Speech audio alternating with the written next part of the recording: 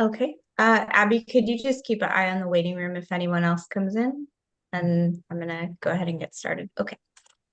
So welcome everyone to Religious Symbolism and the Art of Marc Chagall with our wonderful speaker, Abby Schwartz. My name is Geneva Blackmer, and I'm the Interim Director for the Interfaith Center at Miami University, a 501c3 nonprofit organization that seeks to unify people through relationship building, dialogue, and social action. The Interfaith Center at Miami University is located within the traditional homelands of the Miami and Shawnee people. The Miami people, whose name our university carries, were forcibly removed from these homelands in 1846. We encourage you to support the work of the Miami Center at Miami University, dedicated to the revitalization of Miami language and culture and to restoring that knowledge to the Miami people. Throughout the course of human history, art has served as a medium for transcendence and meaning among many of the world's religious traditions. And Marc Chagall is famous for his evocative, dreamlike paintings incorporating Jewish and Christian symbols. So I'm deeply honored to welcome our speaker today, Abby Schwartz, who will guide us into a deeper understanding of faith traditions and art. Abby is the curatorial consultant and director emerita of the Skirball Museum on the historic Cincinnati campus of Hebrew Union College, Jewish Institute of Religion. She serves on the board of the Meyerson JCC and Rockdale Temple and lectures widely on Jewish art. She earned her Bachelor's of Arts in History from the University of Rochester and her Master's in Art History from the University of Cincinnati. So please join me in welcoming Abby Schwartz, and I'm going to turn it over to you now. Thank you so much, Geneva. I'm delighted to be here. I'm assuming everyone can hear me. And good. Well, this is a wonderful opportunity for me to discuss the diversity of religious symbolism in the work of this remarkable artist, Marc Chagall. Marc Chagall was born in 1887 and he died in 1985. He has been described by many critics and writers as the prototypical Jewish artist. Works like The Green Violinist became an enduring symbol of the precarious, joyful life of Eastern Europe's Jews.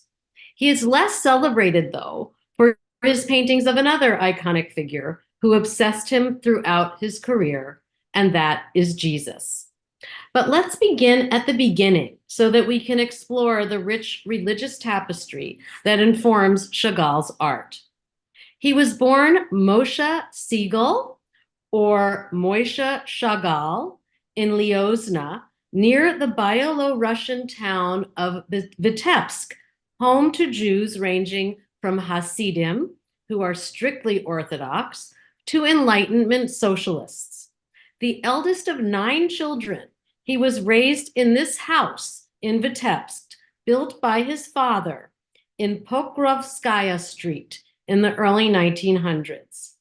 During the Second World War, the building was severely damaged by bombs and fire, but it miraculously survived and has been the Marc Chagall Museum since 1997. The young Chagall received traditional religious education. His parents were observant Hasidic Jews who found spiritual satisfaction in a life defined by their faith and organized by prayer. From his heritage, especially from Hasidic influences, he gained a love of stories, of metaphor, of hidden meanings. In the Russian Empire at that time, Jewish children were not allowed to attend regular schools or universities. At the age of 13, his mother tried to enroll him in a regular high school, and Marc Chagall recalled, quote, "But in that school, they don't take Jews. Without a moment's hesitation, my courageous mother walks up to a professor," end quote. She offered the headmaster 50 rubles to let Marc attend, which he accepted. From his surroundings, he gathered the imagery that would forever populate his work: primitive buildings, farm animals, domes of churches, old streets, miniature houses, and shops with signboards. Chagall's biographer, Franz Meyer, explains that with the connections between his art and early life, quote, the Hasidic spirit was a basis and source of nourishment for his art. He adds, as cosmopolitan an artist as he would later become, his storehouse of visual imagery would never expand beyond the landscape of his childhood, with its snowy streets, wooden houses, and ubiquitous fiddlers, end quote. And this indeed, this fiddler of 1912 was indeed an inspiration for the musical Fiddler on the Roof. Then we can just picture that imagery in the Broadway show and the movie. A turning point of Chagall's artistic life came when he first noticed a fellow student drawing in the classroom. Baal Teshuvah writes that for the young Chagall, watching someone draw, quote, was like a vision, a revelation in black and white, end quote. Chagall would later say that there was no art of any kind in his family's home, and the concept was totally alien to him. When Chagall asked the schoolmate how he learned to draw, his friend replied, "Go and find a book in the library, idiot. Choose any picture you like and just copy it." He soon began copying images from books and found the experience so rewarding that he then decided that he wanted to become an artist. Art historian Susan Tumarkin Goodman writes that Chagall eventually confided to his mother that he wanted to be a painter, although she could not yet understand his sudden interest in art or why he would choose a vocation that seemed so impractical. The young Chagall explained, quote, "There's a place in town. If I'm admitted and if I complete the course, I'll come out a regular artist. I'd be so happy," and end quote. It was 1906, and he had noticed the studio of Yehuda Penn, a realist artist who operated a drawing school in Vitebsk. Due to Chagall's youth and lack of income, Penn offered to teach him free of charge. However, after a few months at the school, Chagall realized that the academic portrait painting tradition that was Yehuda Penn's specialty did not suit him. In 1906, he moved to St. Petersburg, which was then the capital of the Russian Empire and the center of the country's artistic life, with famous art schools. Since Jews were not permitted into the city without an internal passport, he did manage to get a temporary passport from a friend and studied at the Imperial School of Fine Arts, and then privately under Leon Bakst, the Russian painter, illustrator, and stage designer. Chagall himself later became a versatile artist, producing easel paintings, drawings, prints, illustrations for books, stage designs, and stained glass. In St. Petersburg, he was exposed to the exhibitions of the Fauves. This was a loose association of painters concerned with brilliant color, rapidly brushed texture, improvised composition, and flattened space. The Fauves are represented here by Henri Matisse on the left and by Paul Gauguin on the right. He also discovered experimental theater, and all of this was in his circle in his time in St. Petersburg. He stayed in St. Petersburg until 1910, often visiting Vitebsk, where he met Bella Rosenfeld. In his autobiography, My Life, Chagall described his first meeting her. Quote, "Her silence is mine, her eyes mine. It is as if she knows everything about my childhood, my present, my future, as if she can see right through me," end quote. Bella later wrote of meeting him, quote, "When you did catch a glimpse of his eyes, they were as blue as if they'd fallen straight out of the sky. They were strange eyes, long, almond-shaped, and each seemed to sail along by itself like a little boat," end quote. The couple married in 1915, and they had one daughter, Ida. Chagall came to Paris in 1910 and came into his own among the innovators of the period, such as Pablo Picasso, Charles Braque, and Chaim Soutine. He absorbed the special arrangements and geometric playfulness of the Cubists and the unusual coloring of the Fauves. He joined a community of international artists known as La Ruche, the Beehive. He lived in a settlement on the outskirts of the Montparnasse district of Paris. No single style dominated this group, and plenty of experimentation was encouraged. At this time, Chagall was influenced by Cubism, but unlike the work of Picasso, the Russian artist is more playful with his compositions, as you can see in this painting of 1911.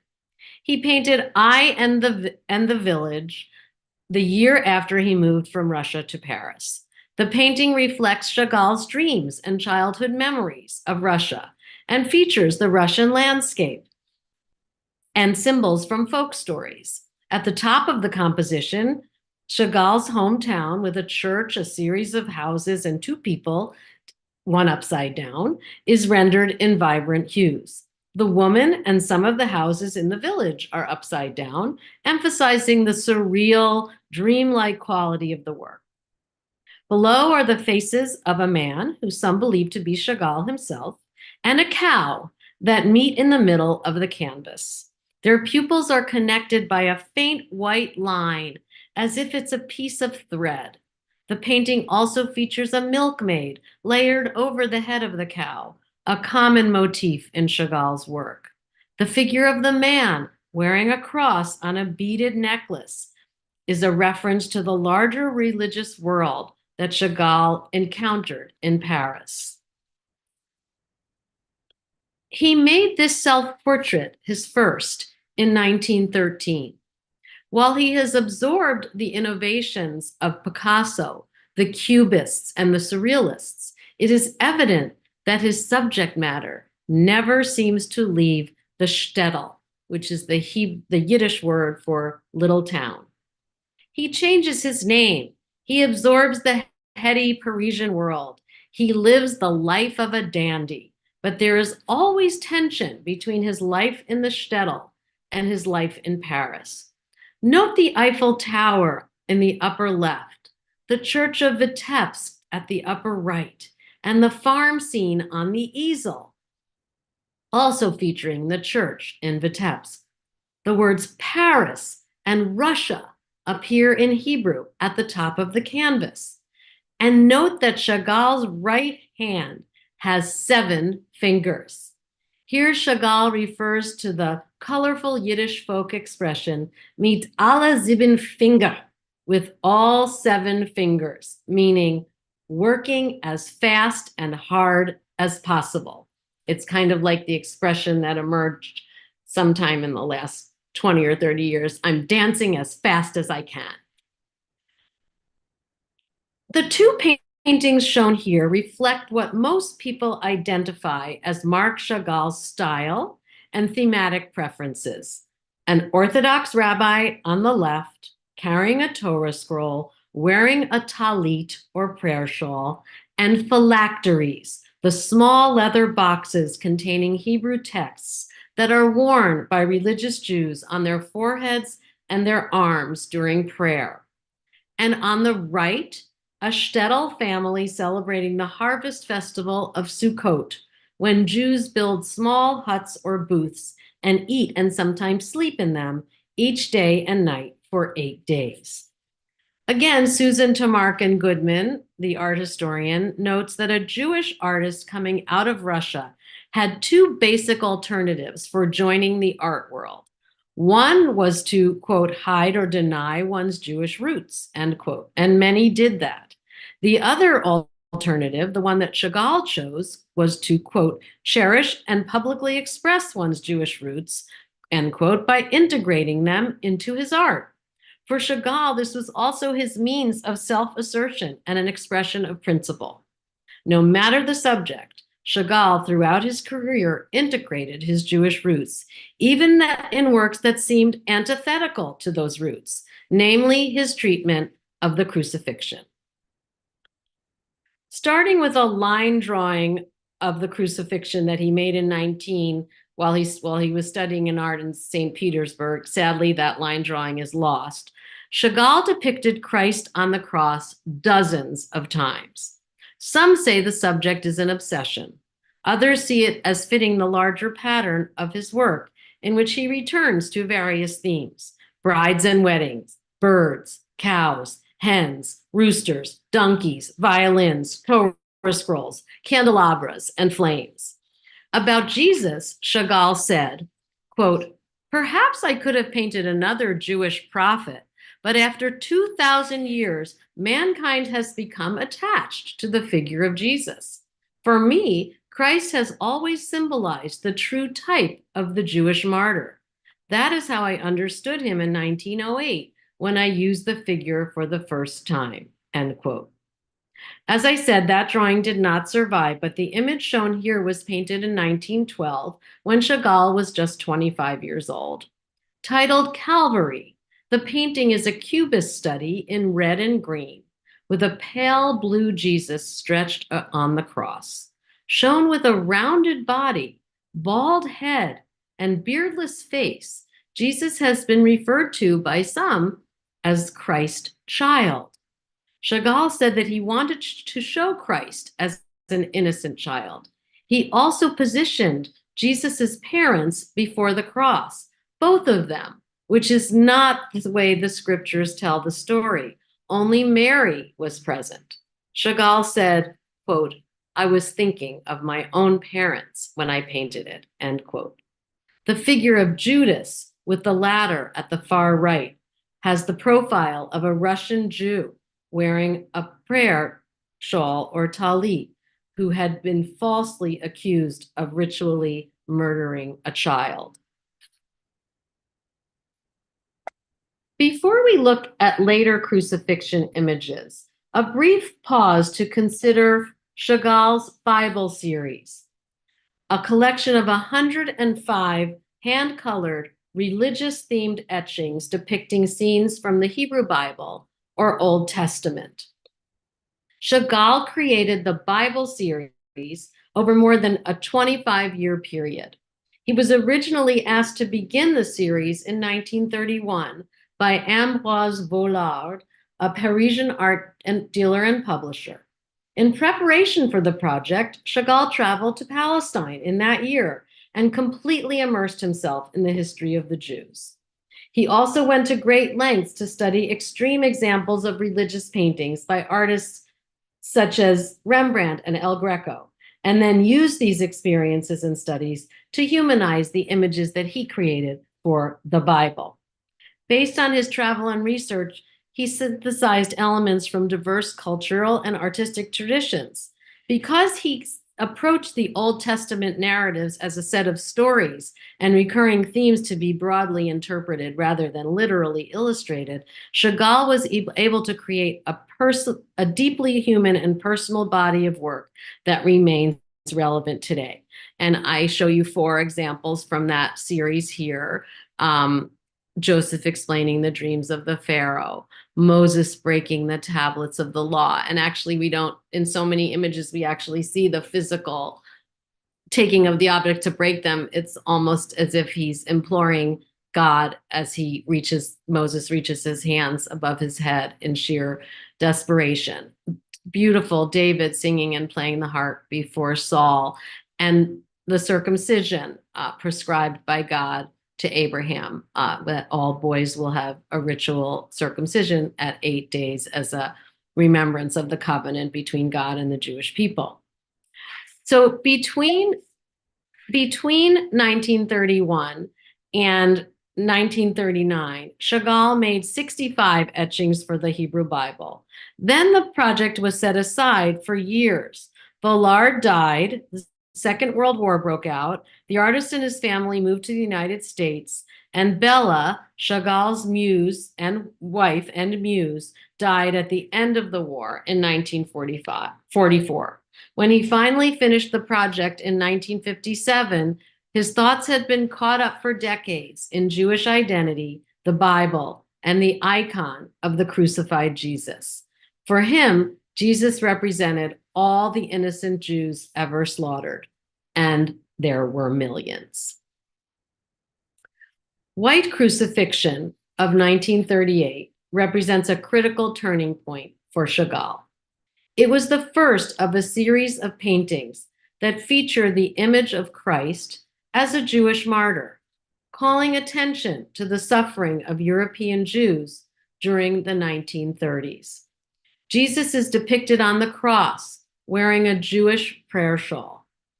He wears a sort of headcloth that a shepherd might wear, not a crown of thorns. INRI, the Romans' traditional derogatory Latin, the Aramaic translation, Jesus the Nazarene, King of the Jews, appears barely legible above Christ's head. He isn't the only one in pain, though. Jewish figures on all sides of him are illustrated fleeing from devastation.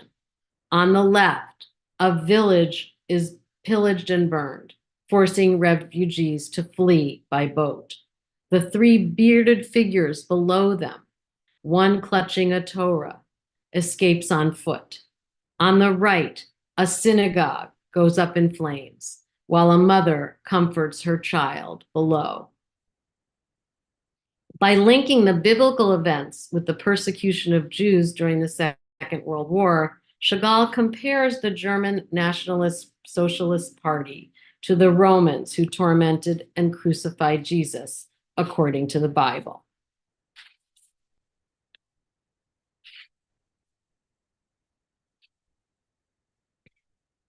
Excuse me, I lost my place for a second here.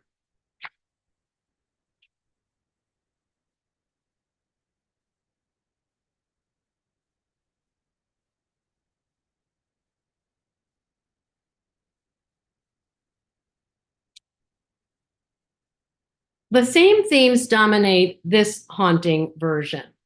The somber nature of this part of Chagall's body of work surprises audiences used to a more cheerful version of Marc Chagall, infused with nostalgia and joy.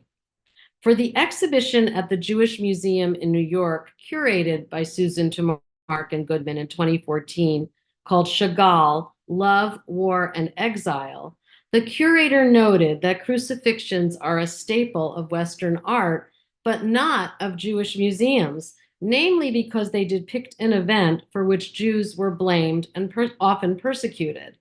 The counterintuitive twist is that Chagall deployed the crucified Jesus as a tragic, urgent messenger whose purpose was to bear witness to the suffering of the Jews and to bring it to the attention of the world. Perhaps Chagall's most personal crucifixion is this one, painted in 1941, when he and Bella moved from Paris to Provence, hoping to survive the war. But when French citizenship of Jews was revoked that year, American leaders of the Museum of Modern Art and the Guggenheim, along with the Emergency Rescue Committee, which saved thousands of at-risk artists and intellectuals from the Nazis, gave the Chagall's family safe passage to New York. In this image, Jesus wears a talit, or Jewish prayer shawl, around his loins.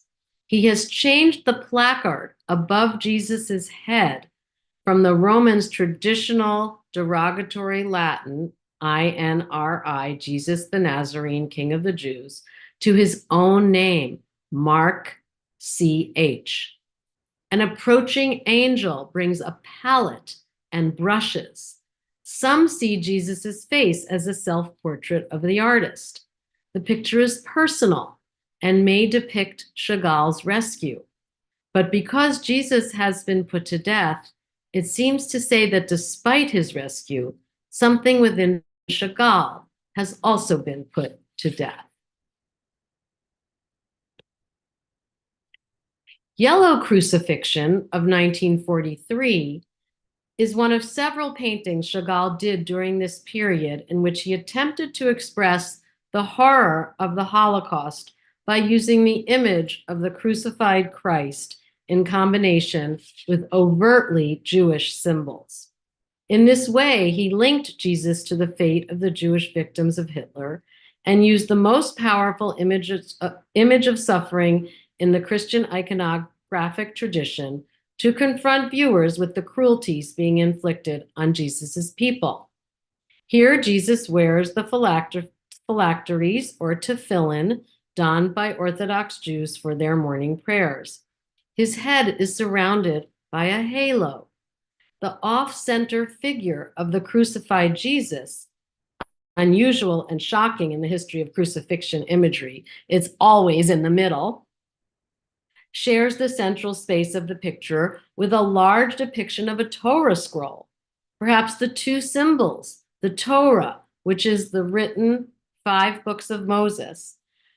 Of these together, the cross and the Torah, it's perhaps these symbols do indeed belong together, connected by Christ's outstretched right arm, and both illuminated by a candle held by a flying angel who is blowing a shofar. So again, and the shofar is a ram's horn, which is an instrument that is used to call Jews to prayer, particularly now at the high holy days of Rosh Hashanah and Yom Kippur. But in ancient times, it was a fixture in the ancient synagogue to call people together. So again, lots of mixed metaphors here, Jewish and Christian symbolism. The crucified Jesus is surrounded by scenes of Jewish persecution and displacement. A town burns below the cross to the left. A Jewish mother flees with her child, recalling the Christian iconography of the flight into Egypt. The boat on the left is the Struma, sunk off the coast of Turkey in 1942 with nearly 800 Jewish emigres on board. Again, a potent image of European Jews sharing in the suffering of Christ, or rather the crucified Christ as the archetypal suffering Jew.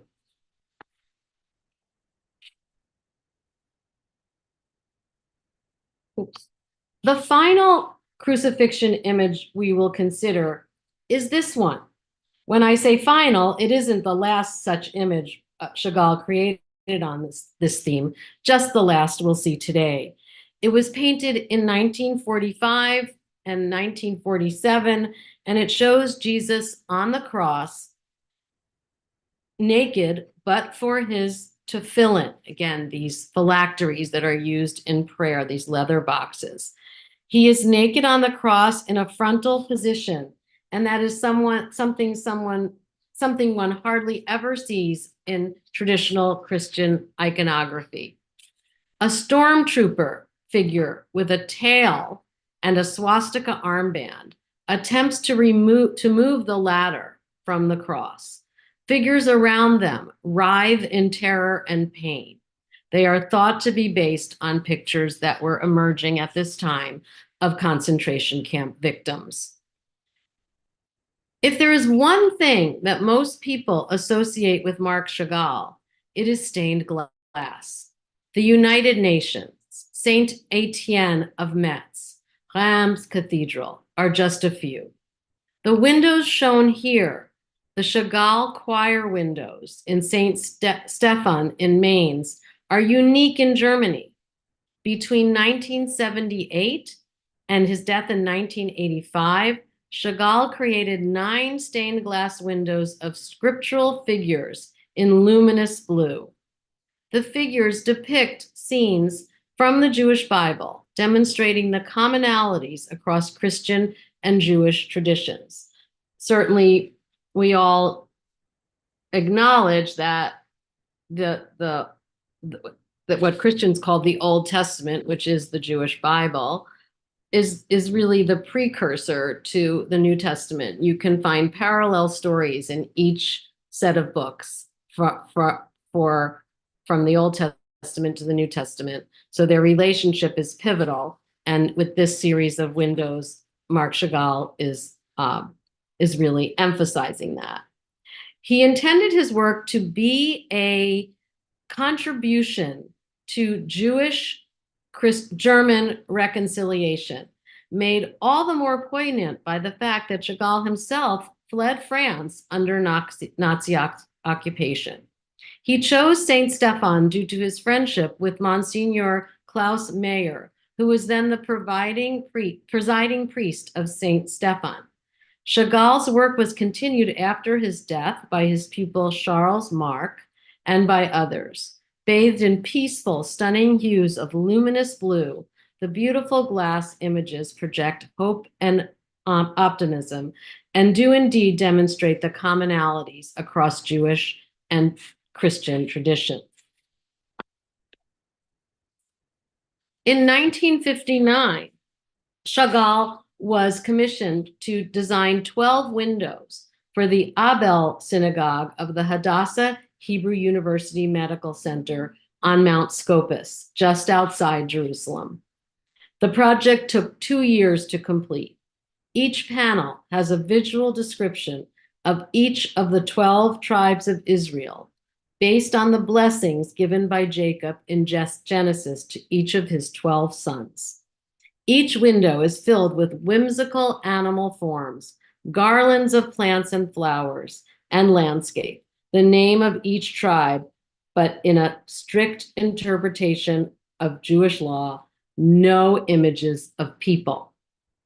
The windows were dedicated on February 6, 1962, as part of Hadassah's 50th anniversary celebration. Chagall remarked, quote, "How could I have thought that only my hands with their colors would direct me in my work? There were also," he continued, "the poor hands of my parents and others who gathered and whispered behind me as if they also wished to take part in my life. This is my modest gift to the Jewish people who have always dreamt of biblical love, friendship, and peace among all peoples," end quote. Chagall noted on that day of the dedication in 1962. A series of lithographs created in 1964 memorialized the stained glass project at Hadassah Hospital.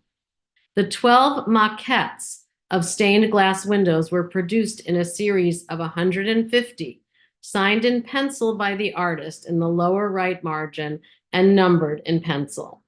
This one, the tribe of Dan, is on loan to the Skirball Museum in Cincinnati from the Jewish home of Cincinnati. Jacob's blessing from Genesis that informed this piece is as follows from Genesis 49, chapter 16, verse 16 through 18. Dan shall judge his people as one of the tribes of Israel. Dan shall be a serpent in the way, a horned snake in the path that bites the horse's heel, so that his rider falls backward. For your salvation I wait, O Lord. The Hebrew text running across the top and down the left side says, Dan shall judge his people as one of the tribes of Israel. This print, with its vivid blue color that so well recalls the actual stained glass blue that is at Hadassah Hospital, is one of the most captivating of the series. It has all of the signature hallmarks that we associate with Chagall, from his images of his village, which don't appear here, but the animals from his village still appear here, and the sense of the dreamlike quality of figures sort of randomly placed, but there's nothing random about it. It all connects to the biblical verse. But it has this wonderful dreamlike quality about it that we associate with his body of work. I want to close my formal remarks, and then I'm happy to have some conversation and discuss anything you'd like, is a work that effectively combines the characteristic dream world we recognize as Chagall-esque with a subject commonly seen in Christian religious art. Chagall began the Madonna of the Village in 1938 in Paris and continued working on it while he lived temporarily in the Provençal town of Gordes, to which he had fled to escape the menacing Nazi advance through Holland and Belgium toward France. An ambitious canvas, he repainted some areas that were already sketched and did not finish it until 1942 while he was staying in New York. The painting in its final state shows a Madonna holding the Christ child in her arms, surrounded by angels singing and playing music, accompanied by a flying cow with a violin. The scene is set near a small village. Vitebsk is ever present. The Madonna, rendered on a monumental scale and wearing a bridal gown, floats in a fantasy world that is so characteristic of the painter.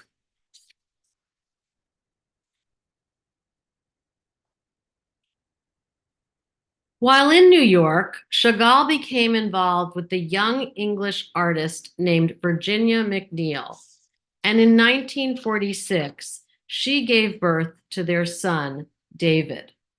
Around this time, Chagall was also the subject of the retrospective exhibitions at MoMA and the Art Institute of Chicago. After 7 years in exile in 1948, Chagall returned to France with Virginia and David, as well as Virginia's daughter, Jean, from a previous relationship.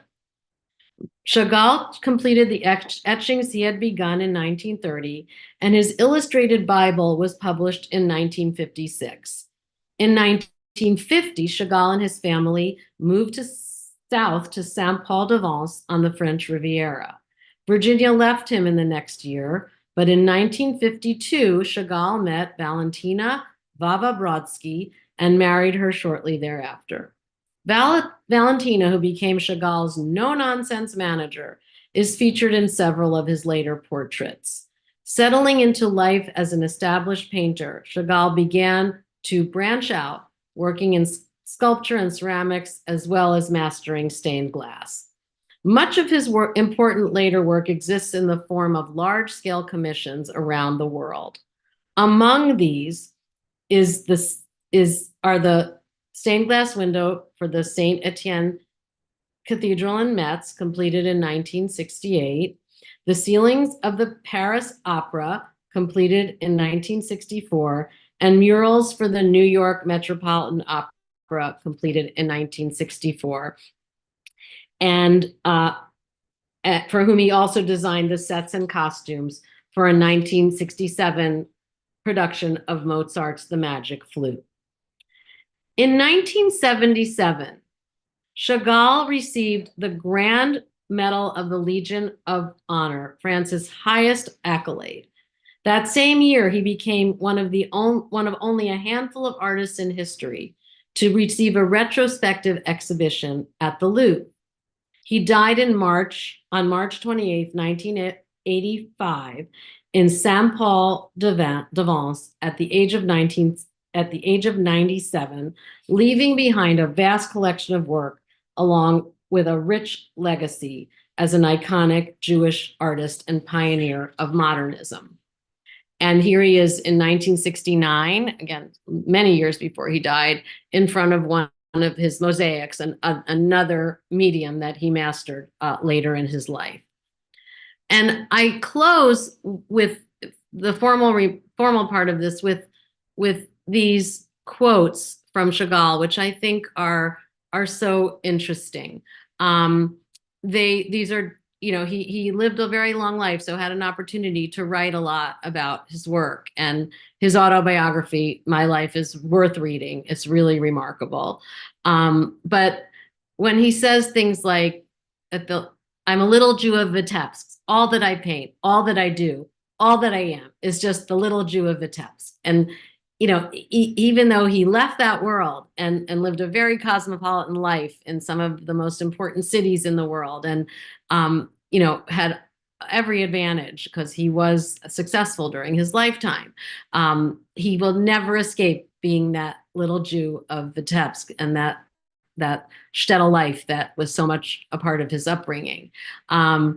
Will God or someone give me the power to breathe my sigh into my canvases, the sigh of prayer and sadness, the prayer of salvation, of rebirth, just this sort of looking for inspiration and the power to take bring his own sentiments to his work. And the final one, which I think is in, he certainly knew trouble. He lived in a world and experienced many, many troublesome times. And we can certainly say that we are living in troublesome times, despite all the troubles of our world. In my heart, I have never given up on the love in which I was brought up, or on man's hope in love. In life, just as on the artist's palette, there is but one single color that gives meaning to life and art, the color of love.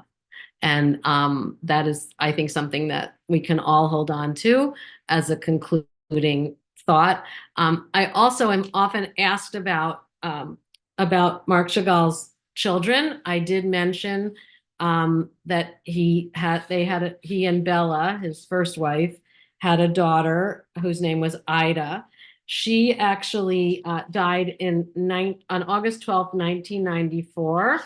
She actually was an organizer of several expositions of his work, and she died in the south of France at the age of 78. She was married twice and had 3 children by her second husband, Franz Meyer, who was a former director of the Kunstmuseum in Basel, Switzerland. And I assume that those 3 children are still out in the world, but I have no information about them. And then there was this David O'Neill, who was mentioned as a child from extramarital, or I think it was maybe between marriages for Marc Chagall, but she had been married several times and lived with Marc Chagall, and did have another child named David McNeill. And he was born in 1946 and is a singer, songwriter, lyricist, novelist, and author of children's and young people's literature. And he's lived in France, Belgium, the UK, and Monaco since 1949, and then became a naturalized American citizen in 1966. So I looked him up on the internet. He doesn't seem to have much of a connection to his father's life or career, but he is out there in the universe as a child of Marc Chagall as well. So with that, I conclude and am certainly open to taking any questions. I don't know if there's anything in the chat yet, or how you want to handle this, Geneva, but I'm happy to take questions or comments. I can stop my sharing too, so I can see people. Thank you so much, Abby. There was one request in the chat if it would be possible to make Chagall's quotes shareable or copyable. Yeah. Yes. Okay. Yeah, I could. Shall I just send those to you, Geneva, and you can send them on? Or yeah. If you yes, if you do that, I can send it out to everyone who registered. Yeah, I can isolate that. I can isolate that page easily. Yeah, happy to do so. And they're just a few.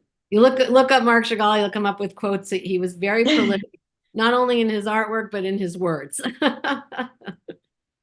Great. So do we have any questions? I see, Dorothy, you've unmuted yourself. Did you have a question? Yeah, I was wondering if you've ever seen the Carmen at the Metropolitan Opera. I don't know if it was a lithograph, but I believe he did it in 1966 along with the magic flute in his tribute to music. I haven't seen that, but I'm not at all surprised. I mean, he because he studied with a theater set designer early on and had this sort of, theatrical approach to everything, the way he staged even his paintings, that he did a lot of that work, and he did a lot of work with the Met. So I'm not surprised to hear that. And but I have not personally seen it. And the other comment I have basically was I was amazed at the white crucifixion and the date that you gave for that, Mhm. because how that was preceding the invasion of Poland in 1939. 1938 was, so I was just stunned by the persecution that existed in his painting there in Mhm. 1938. Amazing. Well, again, I think it helps us all realize that while the world didn't really know what was going on in the run up to the ultimate invasion of Poland, for most of the 1930s, Jews were already being persecuted. And of course, what he experienced or what he knew was the persecution of Jews in Eastern Europe that long preceded the Second World War. So really the first wave of immigrants to America, of Jewish immigrants to America, happened in the middle of the 19th century with German and English Jews who came here not because they were necessarily being physically persecuted, but they wanted more religious freedom. They wanted an opportunity to start a new life in America for a lot of different reasons. The second wave of immigration, which was the wave of immigration in which my ancestors came, the Jews from Lithuania, from Latvia, from Poland, from from the Russian from the Russian Empire. These Jews were escaping the Cossacks. They were escaping physical abuse and people coming, like you saw in Fiddler on the Roof, coming through on horseback and destroying towns. And so my ancestors came at the end of the 19th century and the beginning of the 20th century.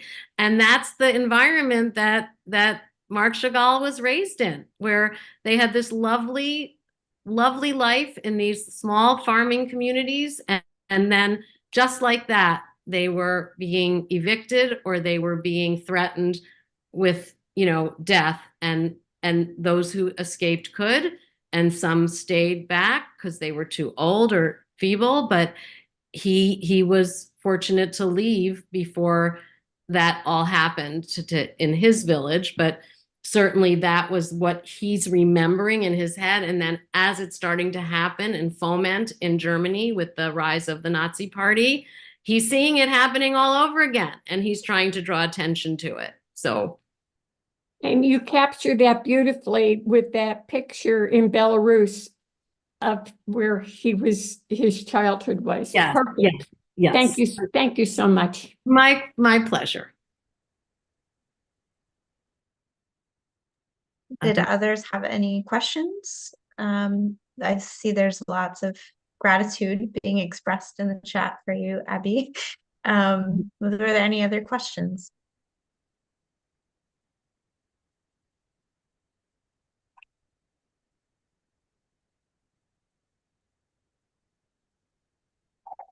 Anyone? Well, I can ask a question. I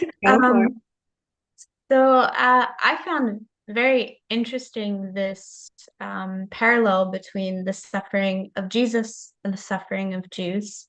Um, and, and the, I think I'm wondering if, how can I phrase this?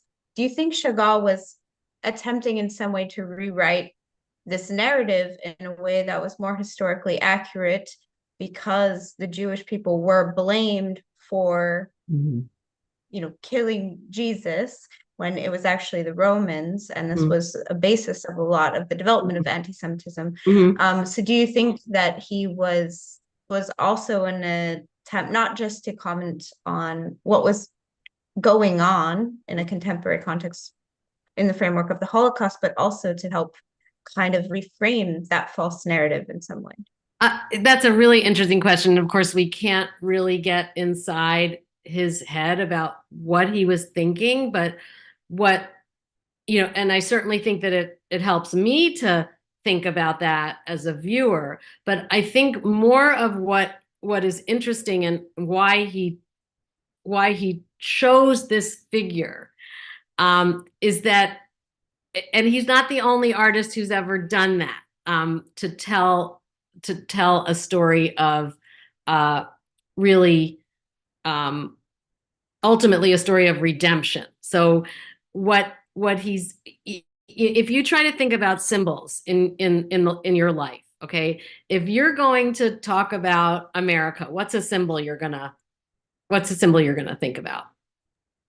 American flag or American flag. Okay. You're gonna think about Valentine's Day. What symbol are you gonna think about? the heart. A heart. Okay. Yeah. Like, so as an artist, if you have studied art history and you have studied the great paintings throughout the ages, and you've studied the great, how martyrdom is depicted. If I don't care what faith tradition you are or in, or the greatest martyr figure in the history of art is Jesus. There's no better figure to use if you're trying to talk about pain and death and destruction and ultimately redemption, right? Because he is redeemed ultimately in Christian theology. So he and Chagall wasn't the only person to do this. Moses Jacob Ezekiel, who was an expatriate Jewish artist living most of his life in Rome. One of the early pieces he did that gained him a scholarship that enabled him to actually study in Rome was an image that we have. It's a large bronze plaque that is at the Skirball Museum. And it is an image of the crucifixion, but it's basically called the Wandering Jew. I mean, it is the quintessential story of Jewish of persecution of the Jews, using Jesus as the figure who represents the persecution and the ultimate resurrection. That there is life after all of this pain. And so I think Chagall was more in that tradition of using that quintessential image of martyrdom to tell a universal, what he believed is a universal, all-encompassing story of, the history of the persecution. Right. So Remind me what the schedule is tomorrow. Sorry. I do see another question in the chat of whether Chagall visited Israel. Do you know? He visited of course he visited Palestine before it was Israel in the 1930s, and he was there many subsequent times in the 1960s when he was working on the project at the Hadassah Hospital, and of course was there for the dedication of that. So yes, Israel became very important to him. He lived so long. This is another thing. Like, you don't always get an artist who was born in the end of the 19th century and lived almost to the end of the 20th century. So he saw so much of history. And, there were times in his life when his Jewish identity was all wrapped up in figuring out how to be a Parisian and how to fit into that world. And, he changed his name. And I wonder if by the time he got into the 1960s, 1970s, 1980s, if he ever regretted changing his name. He figured out how to fit in. And then as the world changed, he became more and more enamored of his early history, never abandoned it in his paintings, but became very attached to Israel and believed strongly in the survival of the Jewish state. So yes, he did visit frequently. Enoch, you have your hand up. Yes. Basically, I have read some literature about the relationship between mysticism and Hasidic tradition, as well as Chagall's painting upbringing. Can you elaborate a little bit and explain a little bit further? About Jewish mysticism? Is that what you're asking? And the relationship with Marc. Yes. So yes, I think I mentioned early on that growing up in a Hasidic environment, he would have been very schooled in Bible and Talmud, in learning all of the interpretation of the law. He would have, lived in a strictly kosher world. He would have been very much schooled in the philosophy of Orthodox Judaism, but a part of that would also have been an awareness, a knowledge of the more mystical aspects of Jewish writing, particularly the Kabbalah, which is has been intoned by lots of contemporary artists and writers who look to these books to sort of gain insight into a world that is not explainable.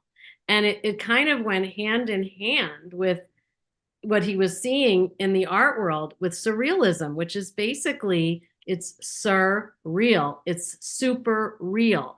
It's the world of dreams. It's the world of imagination. It's the world of taking leaps of faith where you don't actually have facts, but you have imagery and you have stories and you have narrative that sort of propels you into this world of mystical light and mystical understanding. So I think he was the perfect candidate for that. And it took him everywhere. I mean, all of his theatrical work comes, I think, out of that mystical understanding of Jewish writings. Yes. So very strong connection. Thank you. You're welcome. Were there any final questions? We have about 2 minutes left, so we could probably take one more.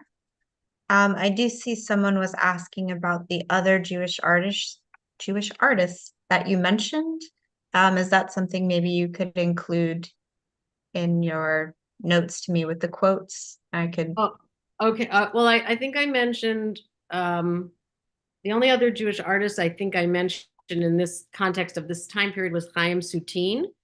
But if there's someone specific, someone wants to know, I will write that name down. But another artist who it was sort of part of this group of artists who he didn't so much, he changed his name also a little bit, but he always made imagery that harked back to his upbringing as well. But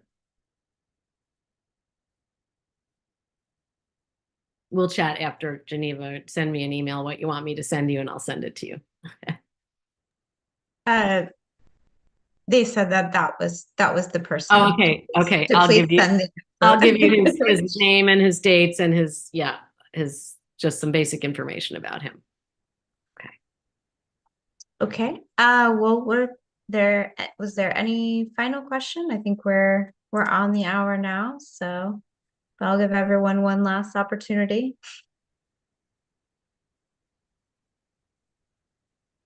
Well, I'll just okay. put a parting comment on, it was amazing to go from blue-green to red, both in the stained windows. So do you think that the colors had any significance? I mean, there are colors that are traditionally associated with certain subjects. Certainly we think of the Virgin Mary and red, a red or reddish undergarment with a blue robe. That's a whole nother talk, which I could give. There's nothing in the Bible about that. That was just something that artists decided. Abby, please do that talk in the future. The Virgin Mary and art. It's a really good one. But I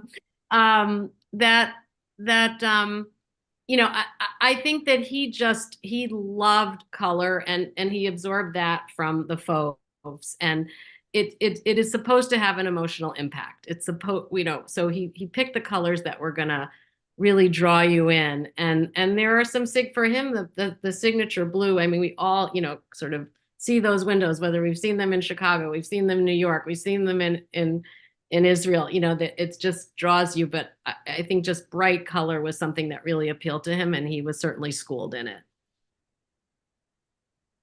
Well, you sure brought a lot of color into our life today. Yeah, thank you. It was my pleasure to be with you. Well, that is a wonderful comment to end on, I think. Thank you all so much for being here, and we will send out the quotes that were requested and any other additional information Abby'd like to share. And this was recorded. There were many questions of whether it was recorded. You can find it on the Interfaith Center's Facebook page and YouTube channel, but I will also send out the direct link as well to everyone who registered. So thank you all again so much for being here. Thank you to Abby so much for your time. And we will be sure to have her back since she's received so many rave reviews from all of you. So thank you. Thank you so much for bringing this conversation to the Interfaith Center. My great pleasure. It was wonderful being. Take care. Bye. Great. Have a great morning, afternoon, or evening. Whatever time of day it is. Thank you so much, everyone. It's a wonderful talk what I was listening. I'm sorry that I was a bit late, but it will be going on. And thank you so much to the moderator, that presentation. All things are very well. Reverend Joel Bhatti, for all, Canada. How are you, the moderator, and who has the hosted? I can say you are wonderful, wonderful, wonderful.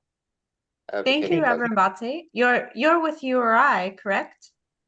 Yes, yes, yes, yes. Yes, yes.